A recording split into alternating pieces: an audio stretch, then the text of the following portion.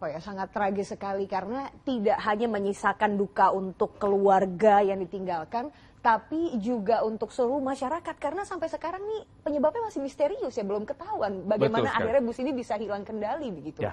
Itu yang menjadi masalah dan masih terus diselidiki oleh kepolisian, dan tentunya bicara soal duka, tidak hanya duka milik keluarga yang ditinggalkan, tapi juga duka seluruh masyarakat, dan ini juga ternyata mengejutkan untuk semua orang. Karena itu tadi yang dikatakan oleh Hanum, bahwa penyebab kendaraan ini tiba-tiba melaju tak terkendali masih misteri.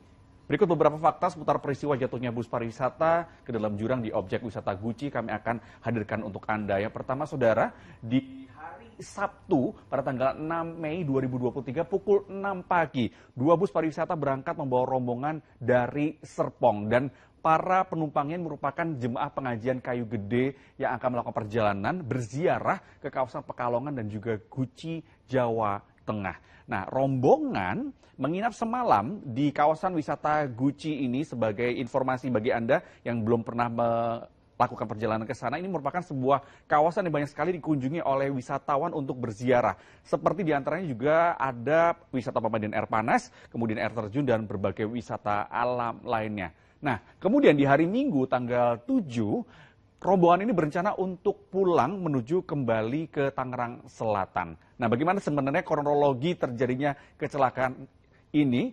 Pada Minggu pagi, sekitar pukul 9, salah satu bus yang terparkir di kawasan wisata Guci ini bersiap untuk pulang. Kernet menyalakan bus untuk memanaskan mesin, kemudian meninggalkan bus yang sudah berisi sekitar 37 penumpang. Sementara sisanya masih ada di luar, berikut juga sang sopir yang masih ada di luar. Tiba-tiba saja bus yang sudah direm tangan dan juga diganjal rodanya ini meluncur tak terkendali tanpa sopir. Kemudian bus ini menabrak tebing hingga akhirnya terjun ke jurang sedalam 20 meter. Sampai sekarang polisi masih menyelidiki apa sebenarnya yang menjadi penyebab tiba-tiba bus ini bisa meluncur tanpa pengemudi. Ada yang berspekulasi, ada anak-anak yang menarik tuas rem tangan tadi sehingga akhirnya bus ini meluncur dengan kencangnya. Tapi polisi akhirnya membantah spekulasi ini.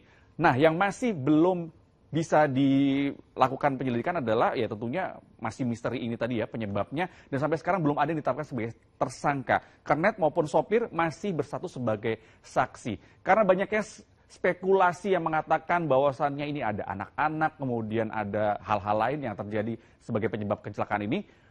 Pemilik dari PO Bus, yakni Duta Wisata, akhirnya angkat bicara melalui akun media sosialnya. Mereka meminta untuk tidak menyebarkan informasi hoax kepada publik terkait penyebab kecelakaan, melainkan menunggu saja hasil penyelidikan dari polisi. Ya, tentunya ini menjadi salah satu yang sulit ya bagi polisi untuk menentukan siapa sebenarnya yang akan bersalah.